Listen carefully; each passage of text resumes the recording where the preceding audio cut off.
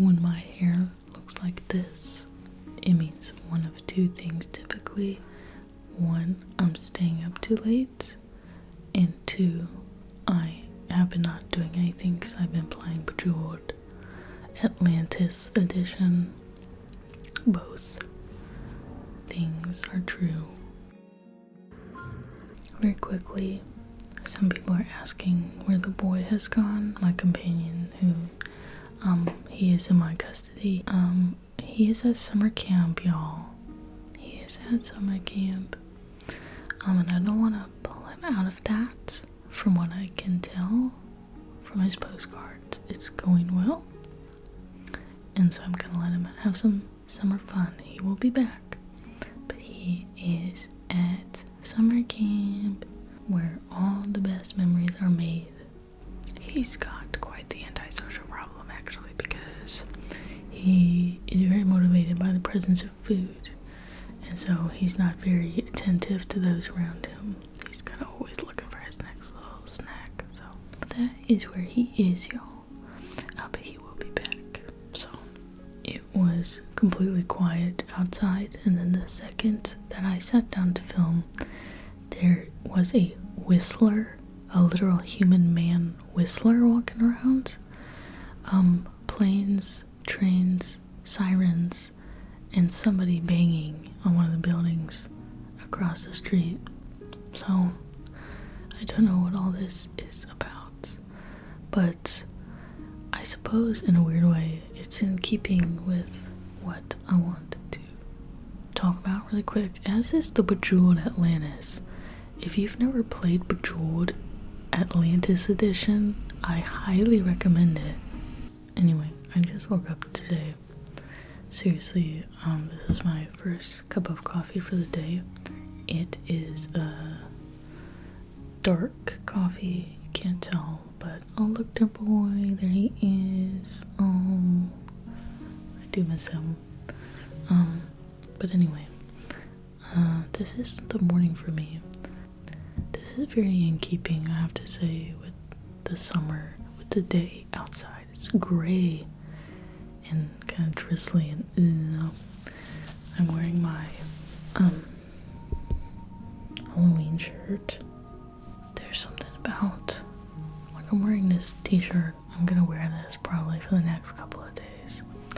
But anyways, so the day outside is similarly in a gray state of something or other, and this is both kind of it suggests a sentence like, you know, well, it's supposed to be summer, but here we are. It's supposed to be this, but it's this. It's supposed to be, you know, the reality of the thing itself is always so much more complicated than the idea of it. Ta-da! Manifested complexly, and this is reality. So I think I'm dressed appropriately for this kind of gloomy. We've had like a week and something of just like piddly little rain and gray sky. Anyway, I sat down to film yesterday, talk about reality, talk about life, and just things being how they are. I actually was gonna film a different video because I've been thinking a lot about the recent words of my favorite author, living author, Olga Tokarczuk, who talked about using a language model, AI, to do very preliminary research. Essentially, the more I look into her, the more I realize that she's got an edge to her that's a bit cynical. And she released some statements that she's kind of sad for the passing of traditional literature in which people could sit and write a book, a complex work from their singular consciousness, pre-AI, and when the publishing industry would have valued such a thing and those works would have been allowed to circulate. Now, I wanted to talk about that because her words annoy me greatly, and I don't understand what she's talking about. But I think that's the point. Her words are in Polish. There's translations online, but I don't think that we fully know what she's trying to say. She speaks in very associative ways that are not clear. I was essentially going to try and assert the opinion that there's some people who rock and roll their whole life and they are called Patti Smith. And there's a style of being which is called Patti Smith where you never stop learning. You never stop learning and growing and interacting with books and art and traveling and just appreciating the scale, the immense scale of human creativity, and never thinking that you got it figured out. Always platforming other people, listening to the words of others that alchemize into your own work. Olga Tokarczuk is somebody who hits like her cynicism has grown from a kind of an atrophy of openness, and she has some kind of I suppose a bit elitist or snobbish sentiments about literature.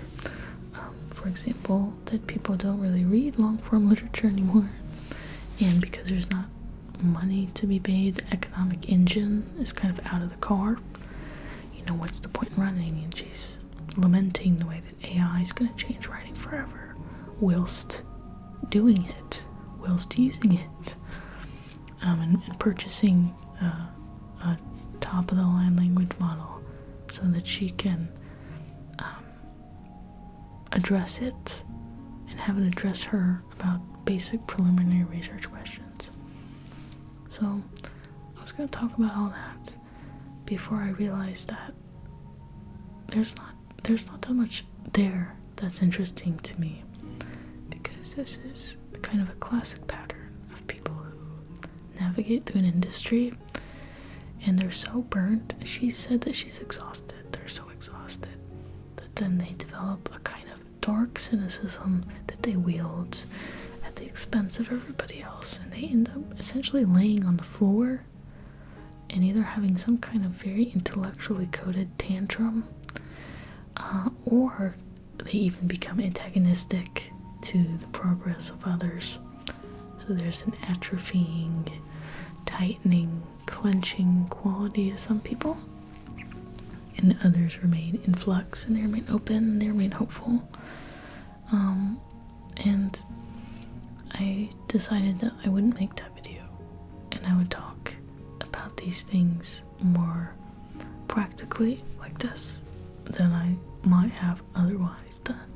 The court of public opinion that Olga Tokarczuk is having to answer to is undoubtedly slobbish and gross, and I think most people would admit that, because the internet is the wild, wild west, and it is just a vacuum cleaner, a big Dyson vacuum cleaner that sucks things up and spins them and spins them and spins them like a lot of media mechanisms, and so I imagine that's pretty frustrating. But I think you can tell when somebody's cynicism, it's not just about the court of public opinion, which is quite idiotic, when somebody really believes the kind of idiotic quality to, like, the world and her readership. It's something disrespectful is going on in the air. But as I was playing Atlantis Bejeweled and thinking about Olga Tokarczuk and the wind going out of those sails to discuss that robustly, and thinking it's not worth it, I started thinking about bigger things. I was thinking more about the Patti Smith rock and roll attitude in the world, where if the economic engine is out of the car, you have legs. Keep walking. Live for its own sake. Do things for their own sake. If you think the art of traditional literature is dying, that's not really the question, is it? It's dying for you. You're exhausted, right? It's not that the art form is exhausted. You are. And that's a key difference So, if you're exhausted, take a break. Read other people's books. Go to the beach, But always keep moving forward in the direction of positivity and learning. I was actually looking at the Oxford reading lists. These would be reading lists for English majors or in general. And I like looking at things like that, or like Yale reading lists, Harvard reading lists, blah, blah, blah. I love these lists. They're such a fetish. They're sick.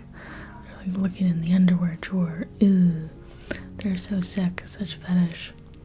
But when I look at these books, and it's like, okay, it's John Steinbeck and it's Virginia Woolf, and it's just this progression from the Odyssey and the Iliad to it always stops, funny enough, at modernity.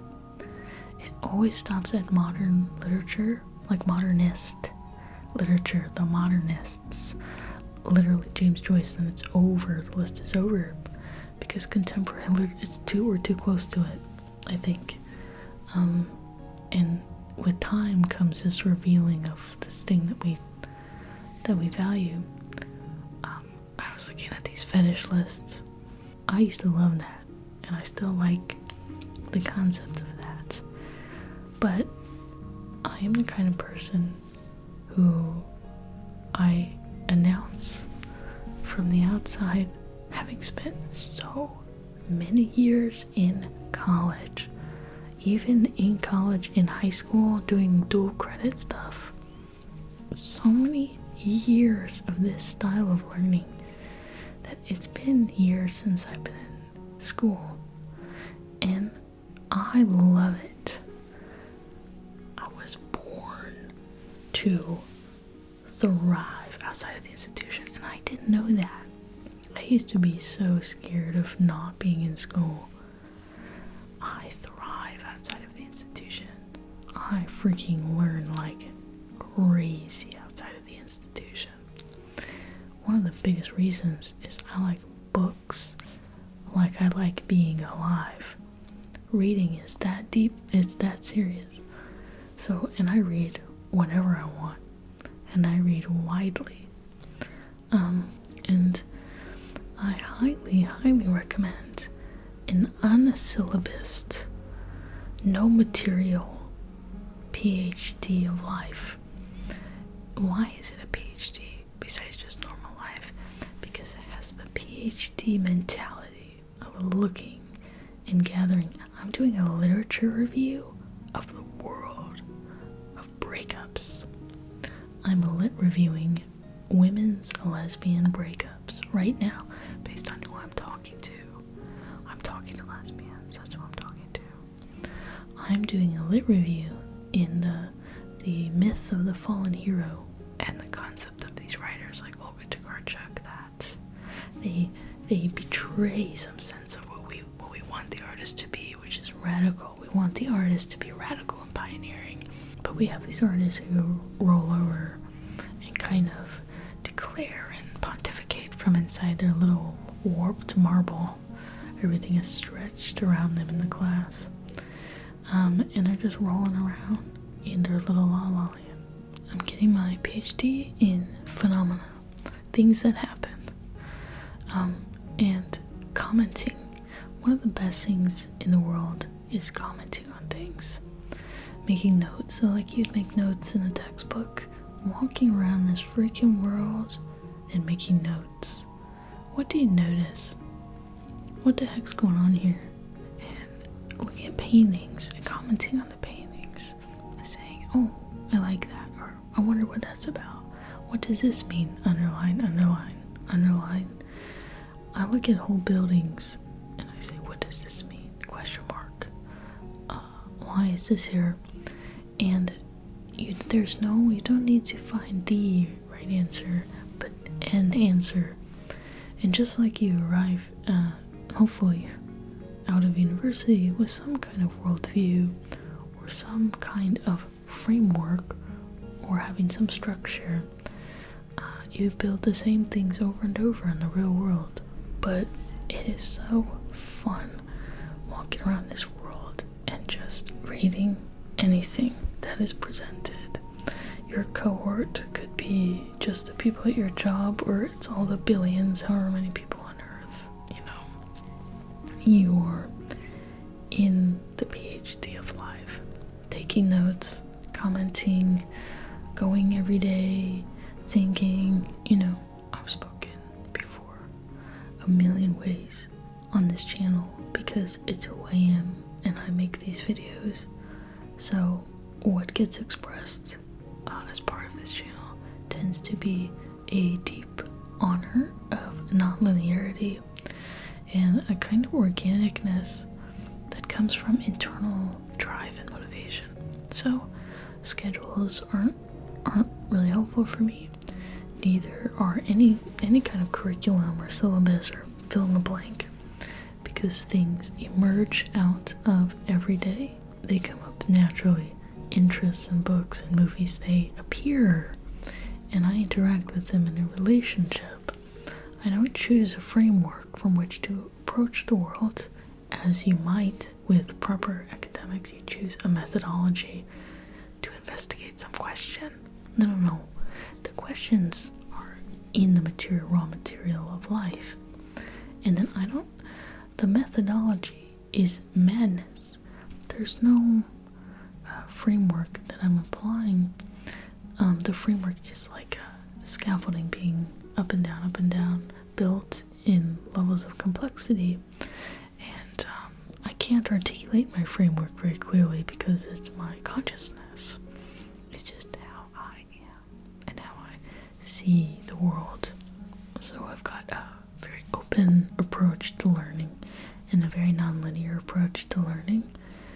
Essentially, probably the cornerstone of my kind of intelligence, and intelligence for me in my life, is that I have appetite. Some people call it gusto, some people call it energy.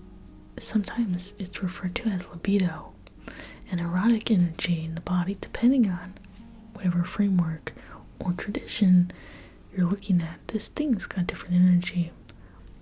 Appetite leads me forward. Appetite, multifaceted appetite, leads me on. And it's not just curiosity. Curiosity is part of appetite. Appetite is a drive to encounter. Appetite is a desire of self-expansion. And I have a strong appetite for living and for life. And I love it. I love it so much. So outside of the academic engine, outside of the economic engine, outside of these questions and these concerns about publishing and learning and encountering art, blah blah blah, to me is the raw material, the prima materia of human spirit and soul, energy and projects and appetite.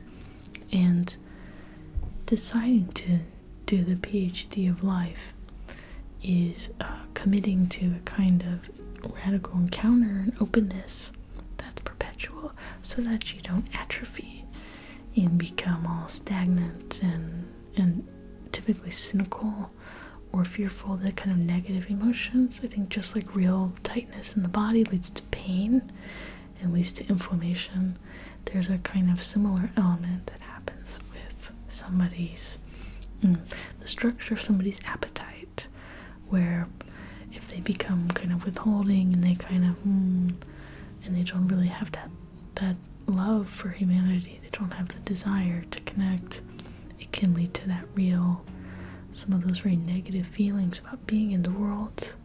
I think all I'm trying to say is that when you are in something and it's breaking down and things are changing and the car is falling apart, if that's happening, and you were trying to go on this channel, you were trying to go to school, you were hoping to go through this official legitimate channel economically or academically or professionally, and something's not working and it's not conducive to you, that there's the rock and roll option. And Patti Smith has lived that life where you get on your own 2 feet and you go. and you go into the unknown, and you never lose that sense of like, well, this is really hard, but there's other people who exist and they're like me, and I'm not superior and special. They're like me, and there's other people who care, and they care about art, they care about learning, they care about literature, they care about our environment, they care about people who are different than themselves. And going forward with that positivity and that energy and that deep appetite for life, those are the foundational modules of the PhD of life, I think. Openness and joy and appetite is really all you need, and the rest is everywhere. The rest is all over the freaking place. So whether it's Bejeweled Atlantis, or it's reading books, or God knows, the PhD of life, I cannot recommend it enough. I can't recommend it enough. I was so, scared of life because just not being able to do a lot of it, and really scared of like losing a lot of those things that university has to offer, and that's totally, all of life is recontextualized, but there's so many versions of life, and there's so many ways to live it that you're gonna go in crazy directions.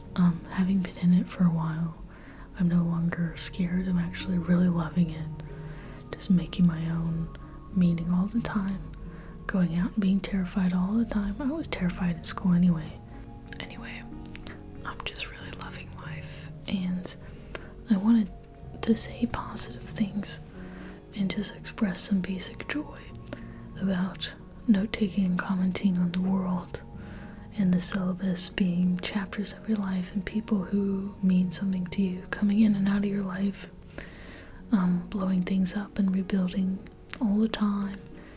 And I really value Olga Tokarczuk's writing. I really value it. But this is a human being who is fallible, and there's a risk of atrophy on the road at any time. At any time in life, there's a risk of the closing, the shutting down, the freezing, the cynicism. Wow. I never want to be like that. And when I read these things from her, I think to myself, she's kind of my hero in a way, but I never want to end up like her, because she's also a cautionary tale. She's a human being. Human beings are very complicated, but I never want to end up like that. I always want to take the rock and roll way and do the PhD of life. And what else is there to me? Cynicism? That's not very sexy, and I would prefer the fetish of a reading list in the PhD of life to being cynical and shutting off. So I recommend the PhD of life. We are in the same cohort, by the way, in the PhD of life. How fun is that? Class of infinity. We're also in it with the Neanderthals who came and went. They're in our class too, they're just not here anymore. So, one big giant university in space. No signs of complex life around, just us, the one class of infinity, the class of nebula, in nothing. God help us all. I hope if you ever love something and one of your heroes says, oh, it's dead, it's dying, just flick them away like a crumb. Like a crumb. You know how you have to step over a tantruming child and just say, it's okay, we're gonna move on. It has to be like that. Just move the frick on. Okay, everybody, that's it for this chaotic video. I'm gonna go figure myself out for the day, and I'm definitely going to play Bejeweled Atlantis edition on my browser. I have made it through Babylon, Egypt. No, I haven't made it through Egypt yet. Oh, I guess we're going to Atlantis. Am I gonna cover it? I don't know. But I'm definitely gonna finish this freaking game. As part of my PhD of life. Okay, it's a very important part of the curriculum. So, thank you for watching this video. I hope that you are well. I will see you very soon with the boy, if he doesn't get kicked out before his summer camp is over. And so, I wish you good night,